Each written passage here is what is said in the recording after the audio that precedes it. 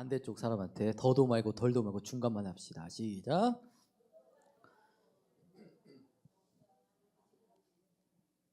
오늘은 제가 정말 오랜만에 이 주일 예배 강단에 설 수 있는 기회가 드디어 오랜만에 주어지게 되었는데요. 그래도 이렇게 서보니까 처음 광주 새사람 교회에 와서 이 주일 예배 강단을 처음 섰을 때보다 제 자신이 지금은 그래도 조금은 성장했지 않았나라는 생각이 듭니다. 왜냐하면 그때 처음 주일 예배 강단에 섰을 때만 해도 저의 다리가 1분에 한 300번 정도 떨었다면 지금은 1분에 약 290번 정도로 좀 낮아진 것 같아.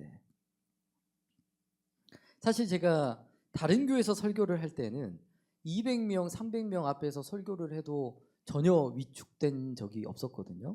하지만 이 새사람 교회 강단은 워낙 목사님의 그 영적 권세와 말씀의 깊이가 너무 심오하시고, 게다가 우리 성도님들 한 분 한 분이 제가 보면 한 분이 다른 교회 성도님들 100명, 1000명보다 더 믿음도 충만. 왜 아멘을 안 하십니까? 한 명이 100명보다 믿음도 충만, 성령도 충만, 순종도 충만, 헌신도 충만. 그래서 우리 최전도사님께서도 어느 날 저에게 그런 고백을 하시더라고요. 자신도 여러 교회 많은 성도님들, 특히나 청년들을 많이 만나봤지만 우리 새사람 교회 청년들처럼 이렇게 예쁘고 잘생기고 듬직하고 순종 잘하는 청년들을 처음 봤다는 그런 고백을 하시는 거예요.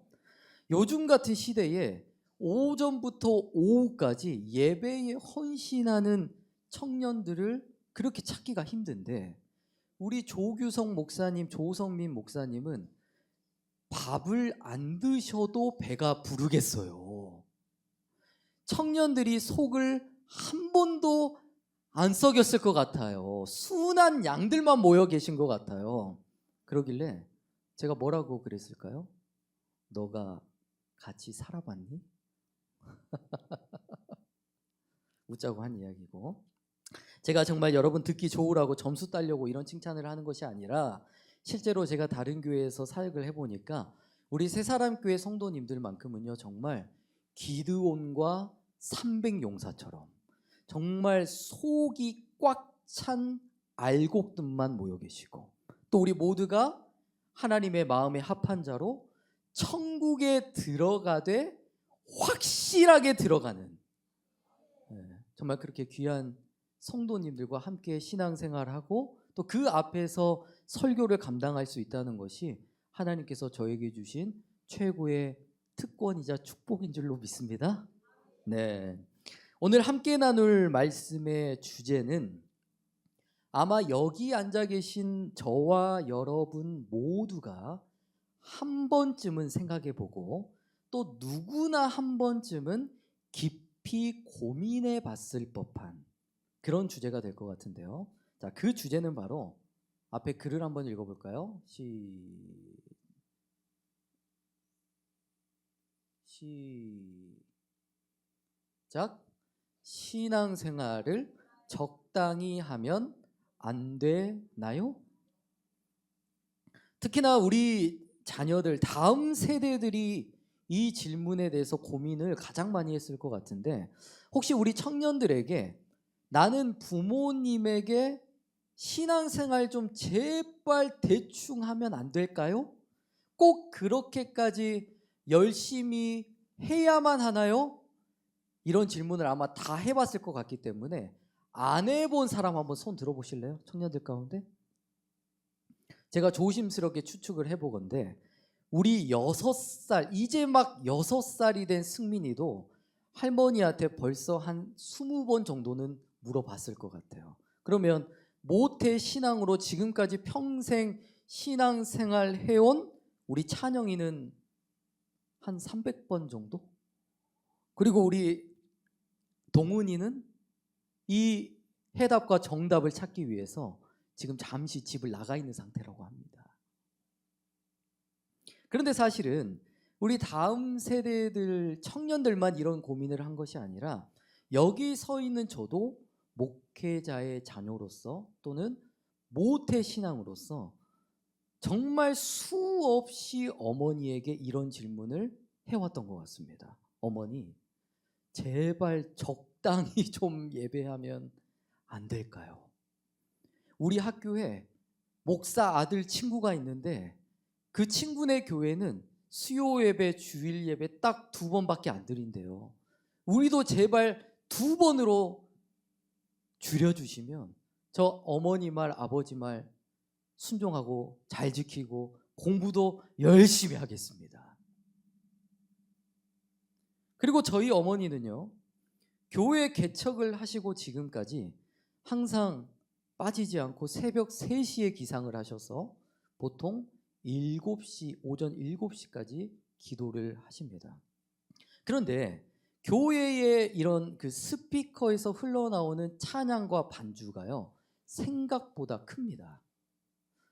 게다가 오랜 시간 그런 이 큰 음악들의 귀가 노출이 되시다 보니까 저희 어머니의 귀와 고막이요, 사실 상태가 상당히 안 좋은 지금 상황입니다.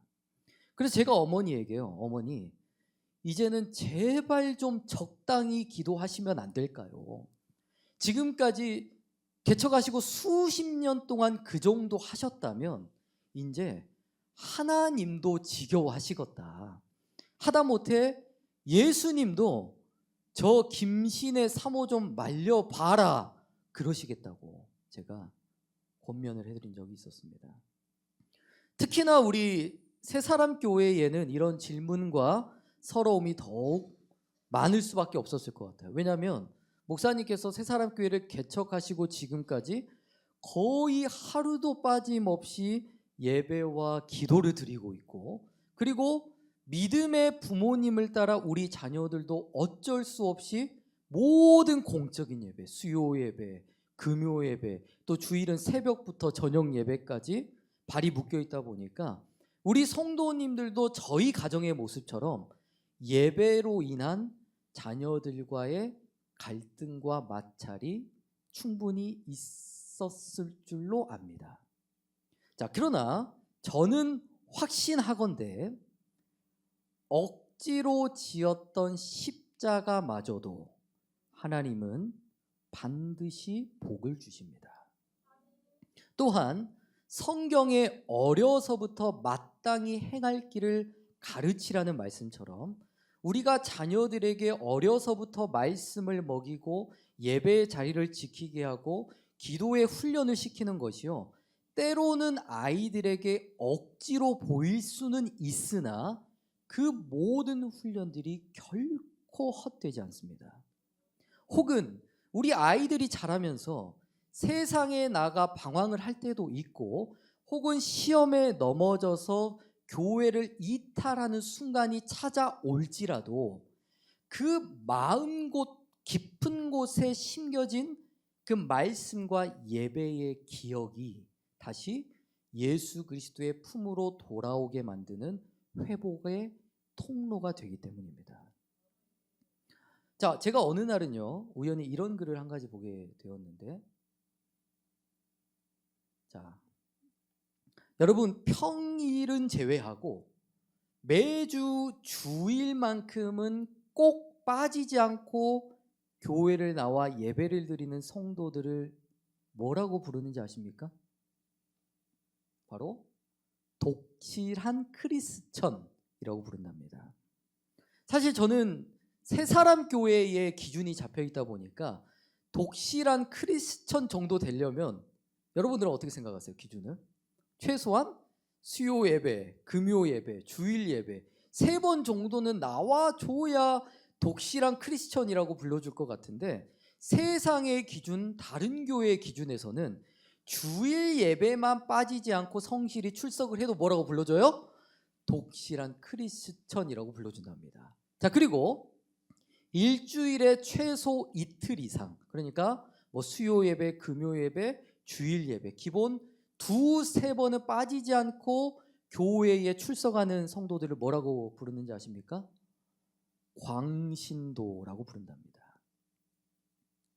자, 그럼 이 기준으로 본다면 우리 광주 새사람교회 성도님들의 약 70%는 뭐라는 소리예요? 광신도가 된다는 걸까요? 자, 그리고 마지막, 모든 새벽 예배, 수요 예배, 금요 예배, 주일 새벽, 오전, 오후 예배, 모든 공적인 예배를 빠짐없이 출석하는 성도를 뭐라고 부르냐면, 보여주면 안 되는데 퀴즈인데, 바로 세포자라고 부른답니다. 자, 세포자가 뭔 뜻일까, 얘들아? 맞추면 10,000원. 다음 세대한테 줘야 되는데, 권사님이 답을 하셔서 패스하겠습니다. 자, 맞습니다. 세포자가 무슨 뜻이에요? 그 문과생들한테 붙는 수식어가 수포자라는 말 있잖아요. 무슨 뜻이죠? 수학을 포기한 자들. 그럼 세포자는 무슨 뜻이에요? 세상을 포기한 자들이다라고 합니다. 자, 그러면 우리 광주 새사람교회는 저 포함해가지고 세포자가 몇 명이나 될까요? 한 50에서 60% 정도는 되지 않을까. 자, 하지만 이 세포자라는 말이 꼭 불쾌하거나 나쁜 말 같지는 않습니다. 왜냐하면 우리의 인생이 그만큼 썩어질 육신의 생각, 육신의 소욕, 육신의 세상 것을 따라가는 것이 아니라 우리의 인생이 현재 어떻다는 거예요? 세상을 포기한 것처럼 영의 일, 영의 생각, 또 그만큼 성령의 소욕을 쫓아 살아가고 있다는 증거가 되기 때문입니다. 자, 그런데 따지고 보면 저와 여러분만 세포자가 아니라 초대교회 성도들은요, 사실 우리보다 더 심각한 세포자들이었습니다. 사도행전 2장에 보면 그들은요, 날마다, 언제요? 날마다 마음을 같이하여 성전에 모이기를 힘썼다고 말씀합니다. 자, 하지만 요즘은요, 날마다 모이는 교회를 율법주의다라고 잘못됐다고 비판을 하고, 또 열정과 열심을 다해 예배의 자리를 지키고 헌신하는 성도님들을요, 뭐라고 부르는지 아세요?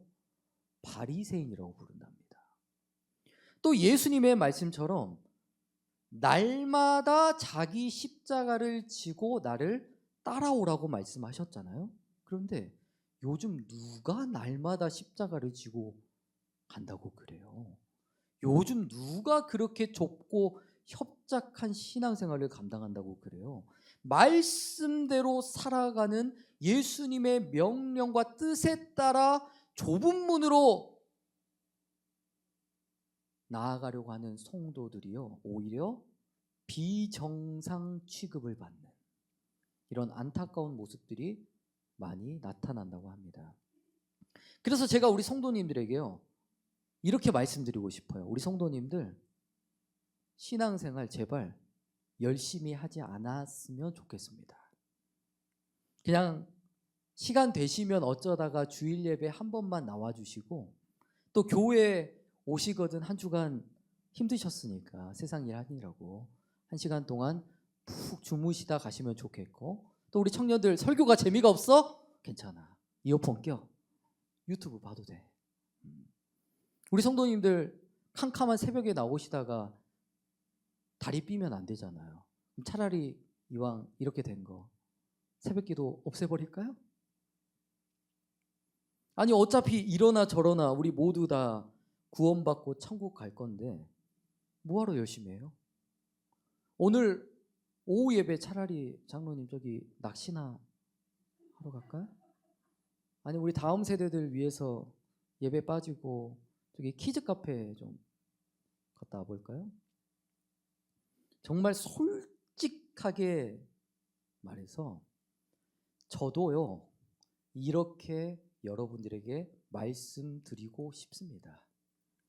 그리고 여기 서 있는 저도요, 신앙생활 어렵게 하고 싶은 생각이 조금도 없습니다. 여기 서 있는 저도 목사지만 신앙생활 누구보다 편하고 쉽게 하고 싶은 욕심이 항상 있습니다. 자, 왜냐하면 예배 안 드리면 여러분 누가 제일 편합니까? 새벽 기도, 새벽 예배 안 하면 여러분 누가 제일 편해요?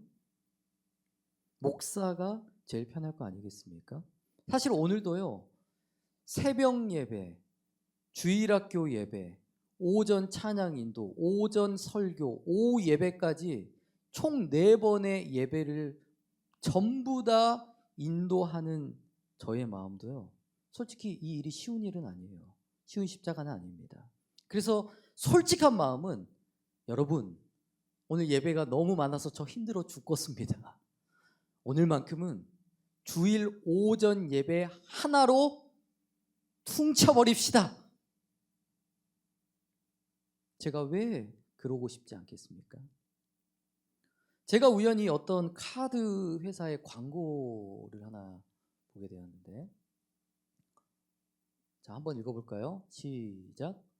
아무것도 안 하고 싶다.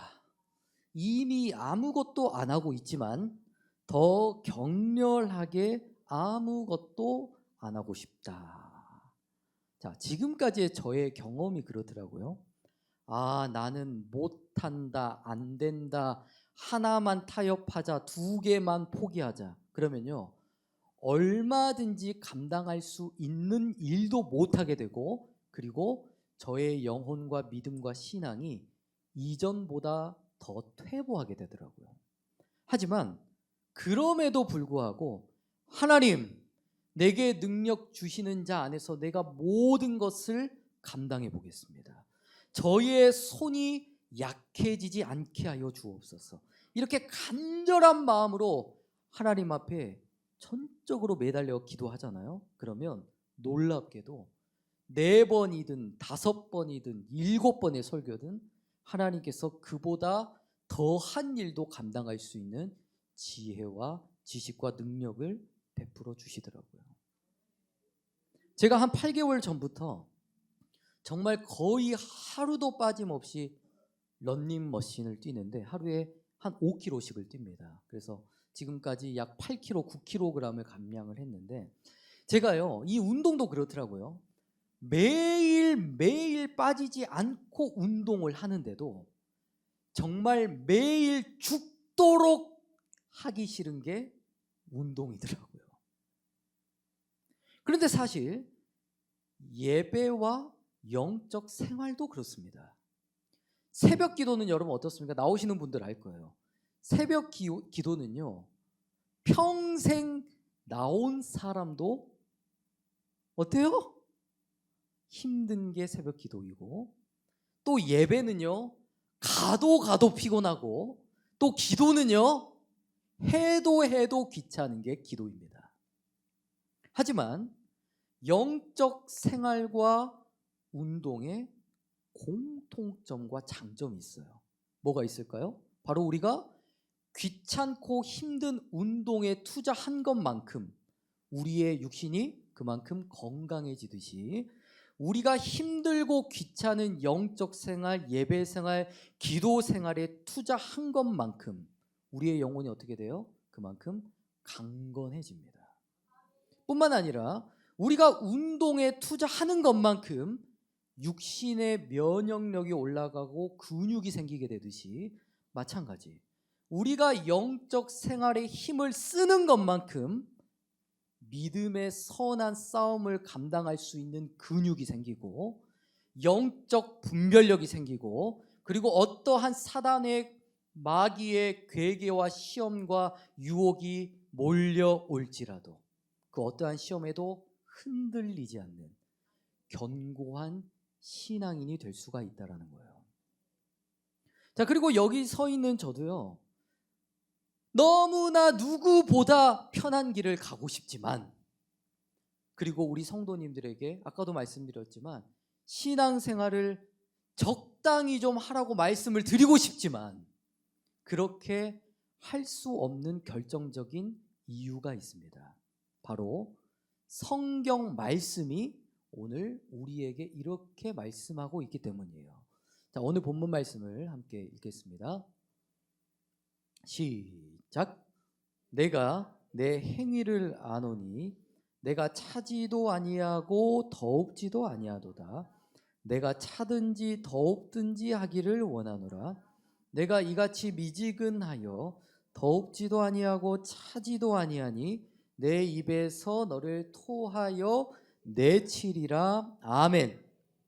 자, 다시 말씀을 보니까 우리의 신앙이 적당히 해도 된다는 거예요? 안 된다는 거예요?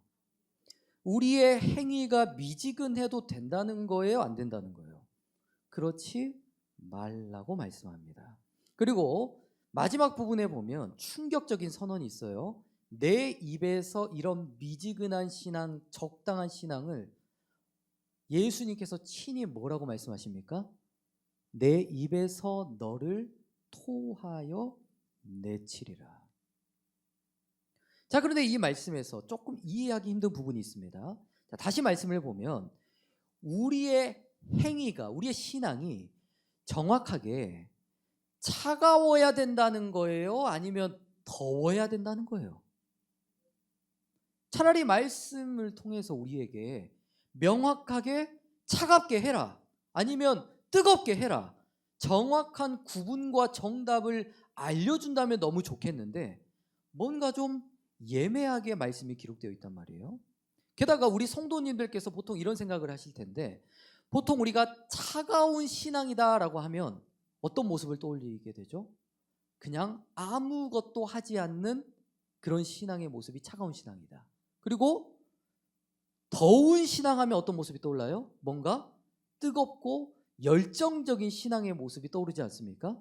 그런데 사실 이 말씀의 의미는 무엇이냐면, 차갑든지 더웁든지라는 말은요, 사실 서로가 똑같은 의미입니다. 신앙생활을 하되 어떻게 하라는 거예요? 차갑든지 더웁든지라는 말은 둘 다 최선을 다해, 열정을 다해, 목숨을 다해, 충성을 다해 감당해야 된다라는 뜻입니다. 자, 그리고 이 말씀에 등장하는 라오디게아 교회가요, 하나님 앞에 왜 미지근하다는 그런 책망을 받을 수밖에 없었느냐에 대한 배경을 살펴볼 필요가 있는데, 사실 이 당시에 라오디게아라는 지역은요, 지금으로 말하면 터키의 서부쯤, 그쯤 되는 지역이라고 보시면 되는데, 이 지역은 당시에 굉장히 발달된 도시이자 무역의 중심지였습니다. 특히나 이 지역에는요, 금융, 의류, 의학의 기술들이 세계 최고 수준이었다고 합니다. 자, 그러니까 이 지역을, 라오디게아 지역을 지금 오늘날 우리 한국으로 표현을 하자면 강남이다. 강남에 있는 한 교회다라고 보시면 되겠습니다. 자, 그래서 이 라오디게아 교회에 다니는 성도들도 이런 지역의 특성과 환경 때문에 돈이 많았을까요? 적었을까요? 그만큼 부유하고 돈이 많은 성도들이 이 교회에 많이 있었다고 합니다. 그리고 실제로요, 역사적인 기록에 보면 AD 60년경에 이 지역에요, 큰 지진이 있었어요. 그래서 여러 교회가 이 지진으로 인하여 부서지는 그런 일들이 있었는데, 당시에 로마라는 국가에서, 국가적인 차원에서 교회들에게 교회 재건을 위한 재정을 우리가 지원해 주겠다, 이 돈으로 교회를 다시 지어라 라고 했는데, 라오디게아 교회만 로마의 지원을 거부하고 자력으로, 자신들의 힘과 재력으로 이전보다 더 크고 웅장한 교회를 지었다라는 역사적인 기록이 있다고 합니다. 자, 그래서 이어지는 그 다음 말씀에 보면 이를 뒷받침하는 내용이 등장을 하는데, 함께 읽겠습니다. 시작. 내가 말하기를 나는 부자라 부요하여 부족한 것이 없다. 아멘. 자, 말씀 시작 부분에 내가 말하기를 나는 부자라 부요하여 부족한 것이 없다. 이 말을 지금 누가 하고 있는 거예요? 누가 고백하고 있어요? 라오디게아 교회 성도들이 자신들의 입으로 나는 부자다. 입고 먹고 사는데 전혀 부족함이 없다. 모든 것이 풍족하다. 즉 자신들의 입으로 직접 이런 고백을 할 정도로 물질적으로나 세상적으로나 조금도 부족함이 없는 삶을 이 교회 성도들이 살아가고 있었다는 거예요. 그러니까 다시 말해서 세상의 것이 너무 풍요롭고 모든 것을 가진 나머지 정작 하나님을 향한 갈망을 놓치게 되었다는 것입니다. 자, 그런데 우리의 삶도 그런 것 같습니다. 우리도 보통 직장에 어려움이 생긴다거나 경제적인 문제가 생긴다거나 돈이 막힌다거나 아니면 내 힘으로 도저히 감당할 수 없는 어떤 세상의 물질적인 어려움을 겪게 되면요, 담임 목사님께서 기도 좀 해야, 새벽에 좀 깨워서 도움 좀 받아라, 굳이 이렇게 책망을 하지 않아도 저절로 새벽 기도에 나오시더라고. 그래서 항상 새벽 예배를 깨우시는 분들은 공감을 하실 텐데, 새벽 예배를 평생 안 하던 사람이 갑자기 어느 날부턴가 새벽 기도를 나오기 시작한다? 갑자기 1000번제를 드리기 시작한다? 원래는 5분 기도하고 땡 하고 집에 가던 사람이 갑자기 어느샌가 50분, 1시간씩 기도를 하기 시작한다? 그러면 거의 100%가 뭐 때문이에요? 거의 100%가 인생의 돈 문제, 자녀 문제, 가정에 문제가 찾아왔다는 신호가 왔다는 것입니다. 자, 하지만 이어지는 내용에 보면 자, 뭔가 상반되는 반전이 있는 내용이 등장을 하는데, 자, 뭐라고 말씀합니까? 내 공고한 것과, 시작, 내 공고한 것과 가련한 것과 가난한 것과 눈먼 것과 벌거벗은 것을 알지 못하도다. 즉 라오디게아 교회 성도들의 눈에는 아까 뭐라고 했어요? 자신을 부요한 사람이다, 풍족하고 누구보다 하나님께 이쁨을 받고 그 어느 교회 성도들보다 스스로가 성공한 신앙생활을 하는 것처럼 보였으나, 반대로 하나님의 눈에는 이 교회와 성도들이 어떻게 보였다는 거예요? 그 어느 교회 성도들보다 가난하고 가련하고 눈먼 것과 같은, 벌거벗은 것과 같은 그런 처량한 모습을 하고 있는 것처럼 하나님의 눈에는 보였다는 것입니다. 자, 그러면 하나님께서 라오디게아 성도들이 진짜 돈이 없어서, 집이 없어서, 가난해서 이런 말씀을 하셨을까요? 아까도 나눴지만 이 교회와 성도들은 그 어느 교회보다 물질적으로 풍족했어요. 그러니까 이 말씀의 의미는요, 사실 영적인 의미로 해석을 해야 됩니다. 즉 라오디게아 교회와 성도들은 겉으로 보기에는 부요하고 성공한 듯 보였으나 세상의 기준에는 뭔가 화려하고 거창하고 부족함이 없는 듯 보였으나 하나님 나라의 기준에는 알맹이가 없는 껍데기 신앙에 불과한 모습, 곧 겉사람은 화려하나 속사람은 빈 깡통과도 같았다라는 것입니다. 자, 왜냐? 이들에게는 세상의 부요함에 대한 갈급함만 있지 영혼의 부요함, 말씀의 부요함, 성령의 부요함, 믿음의 부요함에는 관심이 조금도 없었기 때문입니다. 그러니까 이 교회 성도들은 마치 돈이 많은 것을 신앙의 성공이자 전부라고 착각을 했던 것 같습니다. 그러나 마태복음 6장 24절에 보면 한 사람이 두 주인을 섬길 수 있다고 합니까? 없다고 합니까? 하나님과 재물을 겸하여 섬길 수 있다고 합니까? 없다고 합니까? 섬길 수 없다. 또한 마태복음 19장 23절 이하에도 부자는 어디에 들어가기 힘들다고 말씀하셨죠? 부자는 천국에 들어가기가 낙타가 바늘길을 뚫고 가는 것보다 더 어렵다고 말씀했습니다. 여러분, 한 가지 예를 들어서 사실 세상적인 기준으로 보면 이스라엘 유다 왕 중에 가장 성공한 왕이 누구예요? 이스라엘 왕 중에 가장 성공한 왕? 바로 솔로몬 왕입니다.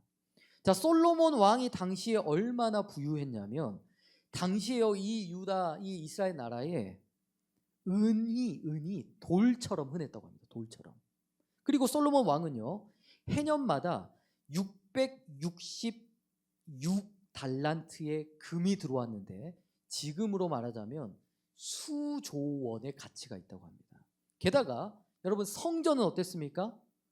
성전 지을 때 어떻게 지었어요? 최고급 재료, 금, 감히 값으로 매길 수 없는 백향목, 보석으로 그 성전이 완전히 도배가 되어 있었습니다. 자, 그뿐만 아닙니까? 솔로몬 왕은요, 성전 봉헌식을 할 때 하나님 앞에 소 22,000마리, 양 12만 마리를 제물로 드렸습니다. 지금으로 말하자면 하나님 앞에 헌금 11조를 드렸는데 수천억, 수조 원을 드렸다는 뜻이에요. 하지만 성경에 솔로몬 왕을 어떻게 평가합니까? 성공한 인생이라고 평가합니까? 한 송이 꽃보다 못한 인생이 솔로몬과 같은 인생이다. 모든 것이 헛되고 헛되니 또 헛되고 헛된 인생만 살다 간 왕이 바로 솔로몬 왕이라고 분명하게 말씀하고 있어요. 즉 솔로몬 왕도 오늘 말씀의 라오디게아 성도들의 모습처럼 세상의 눈에는 부유하고 성공한 듯 보였으나 하나님의 눈에는 그 솔로몬의 인생이 그저 썩어질 배설물로만 가득한 인생으로 보였다는 것입니다. 자, 하지만 그렇다고 우리 성도님들 제발 오해하시면 안 되는 게 돈과 물질의 풍요가 꼭 나쁜 것만은 아닙니다. 여러분, 넓은 아파트 제발 사세요. 로또도 당첨돼가지고 11조도 많이 하시고. 왜냐하면 하나님께서도 말씀을 통해 하나님을 경외하고 하나님의 말씀에 순종하면 세상에 물질 돈복 주신다고 약속하셨습니다. 하지만 문제는 무엇이냐면 솔로몬 왕이나 라오디게아 교회 성도들이나 무엇이 잘못됐냐면 우선순위가 잘못됐다는 거예요. 요한 3서 1장 2절의 말씀을 보면 사랑하는 자여 뭐가 잘된 같이 범사가 잘되고 강건하기를 바란다? 가장 먼저 뭐가 나와요? 내 영혼이 잘된 같이. 즉 신앙생활의 가장 첫 번째 우선순위를 우리가 어디에 두어야 된다는 거예요? 영혼이 가장 먼저 잘 되어야 한다. 여기서 영혼이 잘 되어야 한다는 말은 무슨 뜻이냐면 우리의 영혼이 예수 그리스도라는 진리, 예수 그리스도의 말씀, 예수 그리스도의 복음, 영원히 목마르지 아니하는 예수 그리스도의 그 생명수의 은혜로 우리의 영혼이 먼저 충만해져야 된다는 뜻이에요. 자, 마태복음 5장 6절에 이런 말씀이 있어요. 읽어봅니다. 시작. 의에 줄이고 목마른 자는 복이 있나니 저희가 배부를 것이며.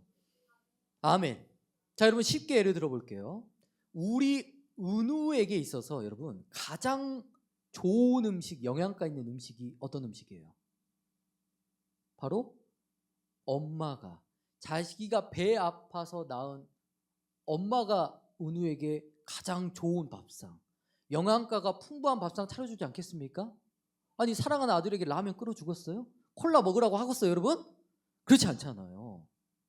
자, 그런데 만약 은우가 배가 잔뜩 부를 때까지 엄마가 차려준 밥을 실컷 100% 완전히 충만하게 먹어버렸어요.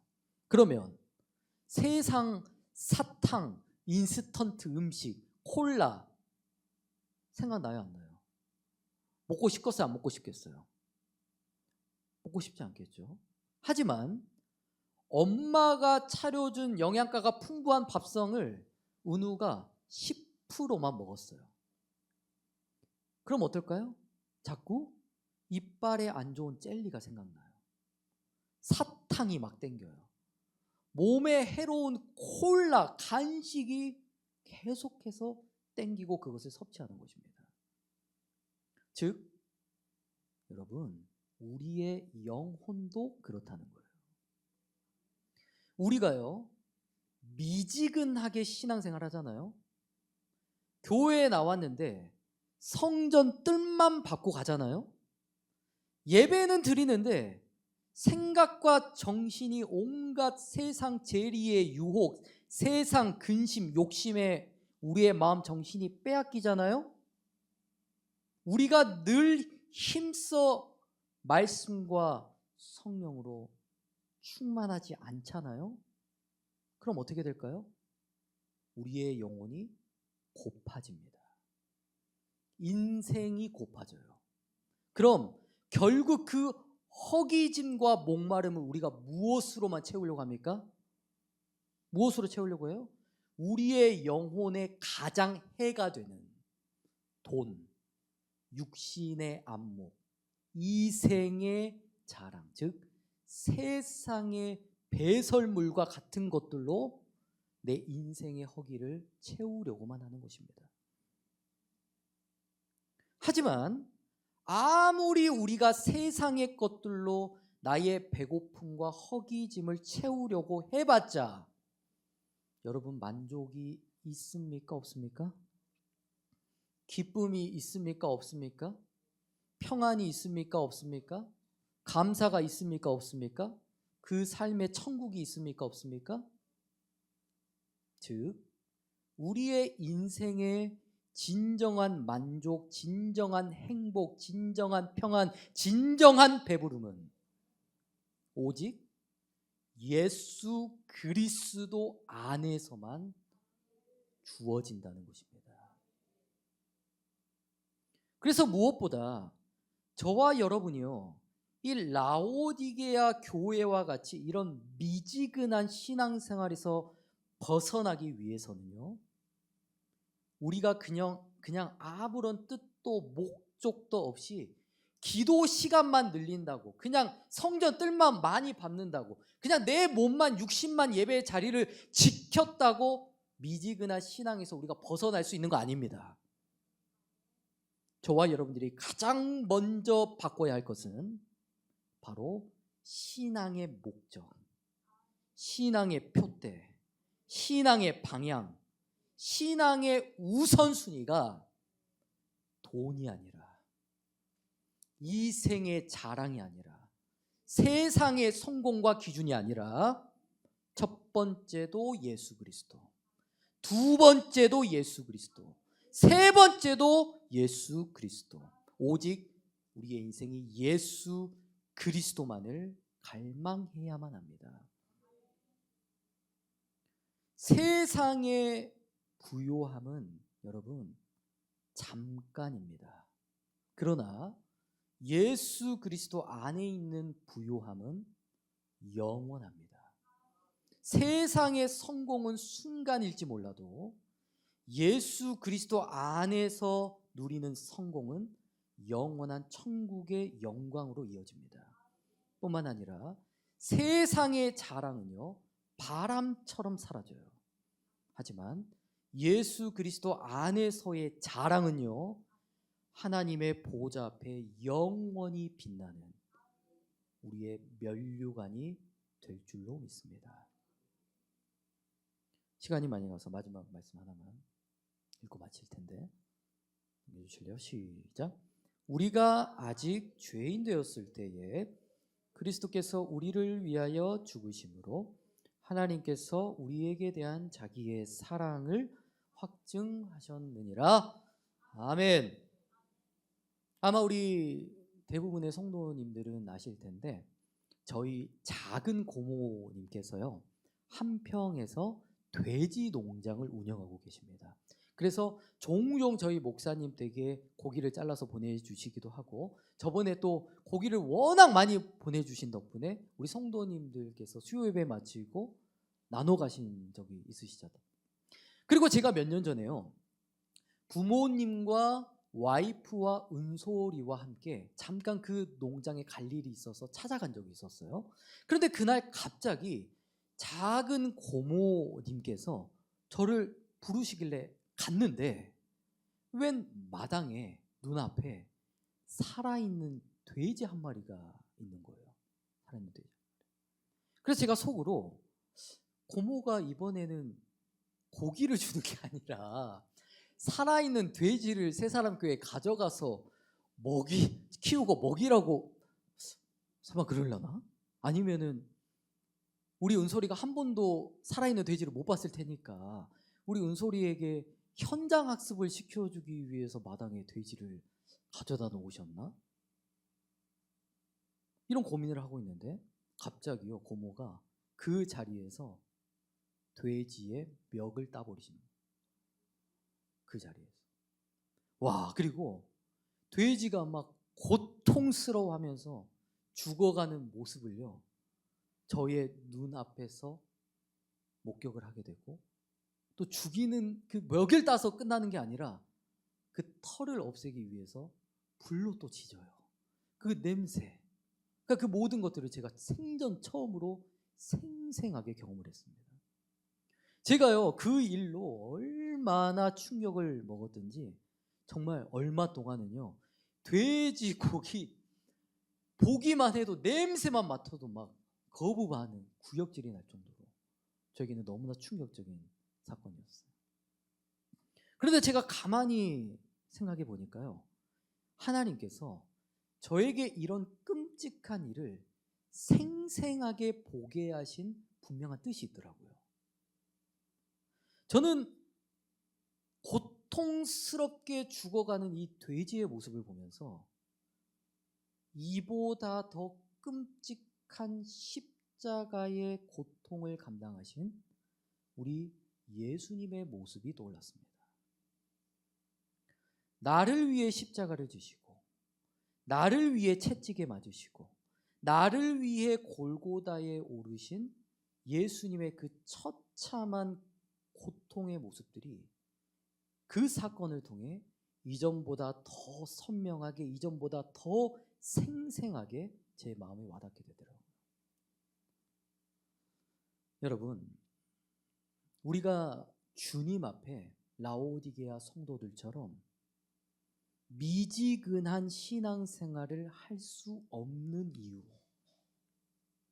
우리가 예수님을 믿되 적당히 믿고 적당히 사랑할 수밖에 없는 가장 큰 이유가 바로 여기에 있습니다. 그것은 바로 예수님께서 저와 여러분을 사랑하실 때 적당히 대충 미지근하게 사랑하지 않으셨습니다. 우리 예수님께서는 나라는 죄인을 살리시기 위해 눈물이 피가 되도록 기도하셨고요. 또한 예수님께서는 우리와 똑같은 육신의 몸을 입고 똑같은 고통을 느끼셨기 때문에 자신이 감당해야 할 그 채찍이 얼마나 아프고 괴로운가, 자신이 감당해야 될 그 십자가의 고난이 얼마나 비참하고 참기 힘든 고통이었는지는 우리보다 예수님이 훨씬 더 잘 알고 계셨습니다. 하지만 그 모든 육체적 고통과 모욕, 사람들의 경멸 속에서도 예수님께서는 하나님 아버지의 뜻을 이루고 또 인류 구원의 완성을 위해서 그 십자가의 고난을 우리를 위해 최선을 다해 기꺼이 감당해 주셨다는 거예요. 즉 다시 말해서 예수님께서 우리에게 주신 그 사랑은요, 적당히 대충 미지근하게 주어진 것이 아니라 자신의 모든 물과 피 그리고 생명까지도 다 내어줄 만큼 나를 위해 모든 것을 내어주신 사랑이 바로 예수 그리스도의 사랑이라는 것입니다. 그렇다면 사랑하는 성도 여러분, 그런 사랑을 받은 우리가 그 무엇으로도 감히 갚을 수 없는 그 예수 그리스도의 은혜와 새 생명과 구원을 얻었다는 우리가 어떻게 예수님을 대충 사랑하고 어떻게 예수님 앞에 대충 예배하고 어떻게 예수님보다 세상 돈과 성공을 더 우선시하며 어떻게 예수님을 믿되 미지근하게만 믿을 수가 있겠냐는 것입니다. 예수님께서 우리에게 보여주신 그 사랑의 깊이만큼 우리도 이 땅을 살아가는 날 동안 오직 예수님만을 깊이 사랑할 수 있는 저와 여러분 되시길 바라고, 또한 예수님께서 우리에게 보여주신 그 십자가에서 보여주신 뜨거운 사랑만큼 예수님을 위해서라면, 하나님의 나라를 위해서라면 나의 인생도, 연약한 나의 마음도, 나의 영혼도, 나의 시간도, 나의 열정까지도, 나의 충성까지도 그 예수님을 위해 아낌없이 내어드릴 수 있는 우리 광주 새사람교회 그리고 모든 성도들 그리고 여러분들의 자녀들 될 수 있기를 주님의 이름으로 축복합니다. 기도하겠습니다.